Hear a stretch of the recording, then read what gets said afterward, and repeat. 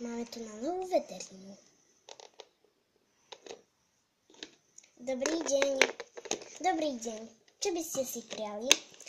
Viete, môj tučniačik nejako sa sťažuje, že ho bolí hrdlo. Dobre, pozrieme sa. Tak. Tu posadím. Áno. Dobre. No, otvorím. A tu na sa posadím. A pozrieme sa rentgen. Dobre, má dobrý rentgen.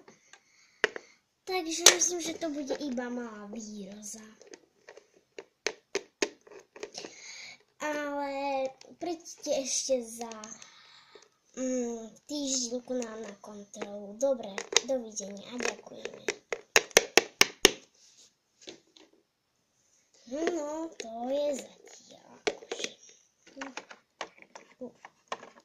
Zase kozacá noha. Neviem, to ma mi tak dali s tou blbou.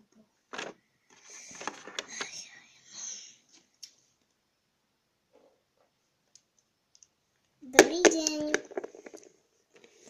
Dobrý deň. Takže, čo má za chorobu?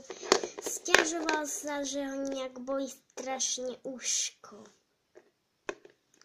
Pozrime sa. Vyzerá to, že to bude asi na nejakú prekrvásaný kúsoček. Asi niekedy na ušnice, nie. Dobre, takže bude to iba kúsoček prekrvácané, takže nemalo by to byť až také vážne. Takže dám vám lieky, ktoré bude potrebovať. Tu máte. Tak. A prajem vám pekný deň.